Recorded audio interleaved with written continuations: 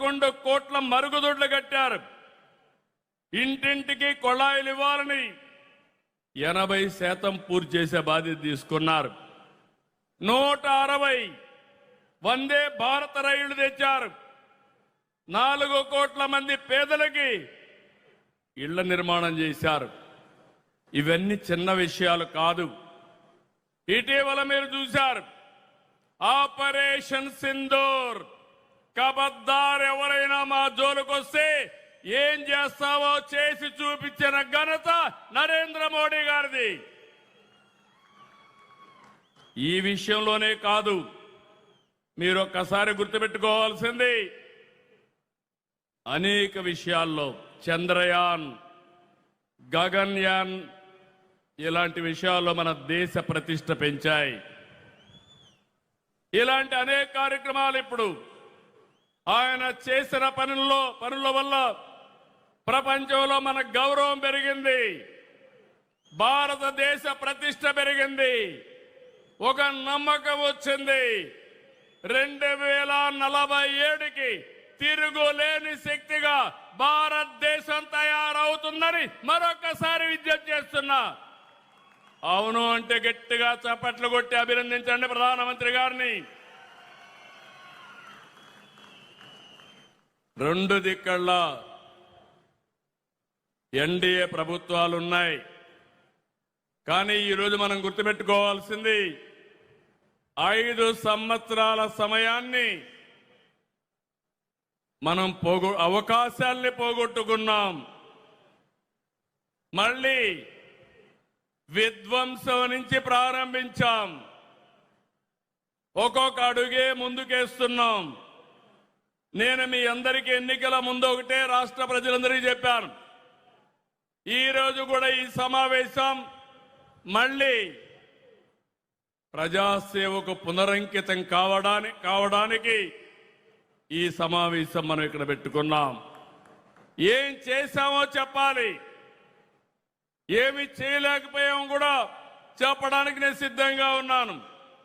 విమర్శలకి ప్రతి విమర్శే కాదు, ఎవడైనా విమర్శలు చేస్తే సాక్ష్యాధారాలతో సహా వాళ్లకు చెప్పే శక్తి ఈ ఎన్డీఏకు ఉందని మరొక్కసారి మీకు విజ్ఞప్తి చేస్తున్నా.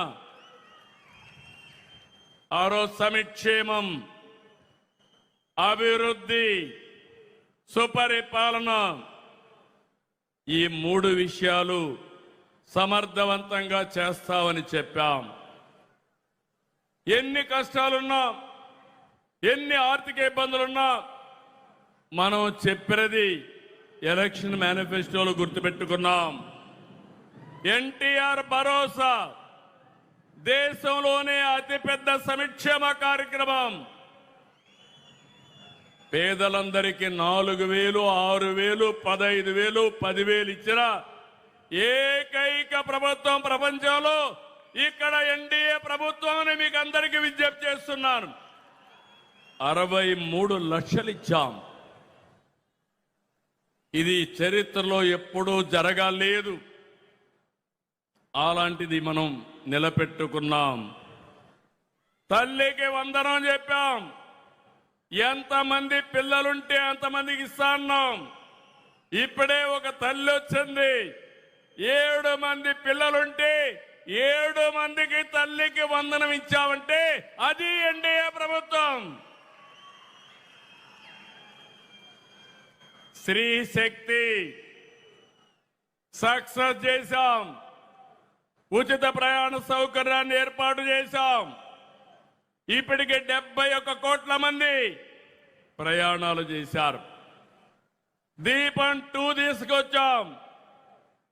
ఇరాన్లో యుద్ధ కారణంగా గ్యాస్ పెరిగినా పర్వాలేదు, ఎంతైనా భరిస్తామని నిర్ణయం చేసిన ప్రభుత్వం ఎన్డీఏ ప్రభుత్వం.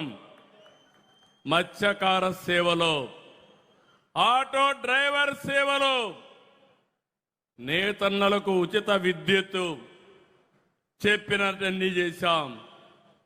ఇప్పుడే ఒక రైతు చెప్పాడు, కేంద్రం రాష్ట్రం 20,000 ఇస్తాన్నాం. ఈరోజు అన్నదాత సుఖీభావ కింద 20,000 ఇచ్చాం. కేంద్ర ప్రధానమంత్రి గారి కింద 6,000 మనం 14,000 ఇచ్చాం.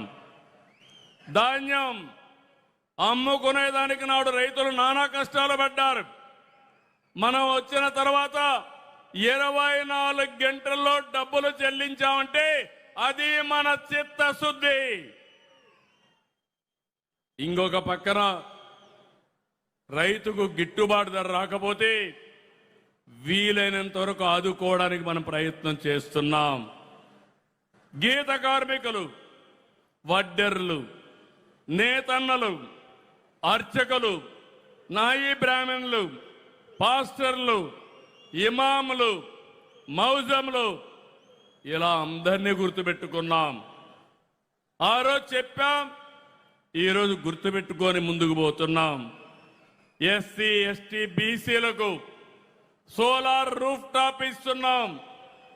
2 కిలోవాట్లు ఎస్సీ బీసీలకి, ఎస్సీ ఎస్టీలకు ఉచితంగా ఇస్తే 3 కిలోవాట్ల వరకు 78,000, 98,000 బీసీలకు ఇస్తున్నామని చెప్పి కూడా నేను మీకు తెలియజేస్తున్నా. ఇంకో పక్క P4 తీసుకొచ్చాం. తద్వారా ఆర్థిక అసమానతను తగ్గించాలని ఒక నూతన ప్రయోగం చేస్తున్నాం. విద్య, ఆరోగ్యం, పేదవాడికి ఖర్చులు తగ్గించాలి. అందుకే కొత్తగా సంజీవని తీసుకొచ్చాం, డిఎస్సి పెట్టాం, టీచర్ పోస్టులన్నీ కూడా భర్తీ చేశాం. లా అండ్ ఆర్డర్ మెయింటైన్ చేయడానికి 5,757 మంది కానిస్టేబుల్స్ ఇచ్చాం. ప్రభుత్వ ఉద్యోగులను కూడా ఆదుకున్నాం. 23 నెలల్లో 21,000 బకాయిలు చెల్లించాం.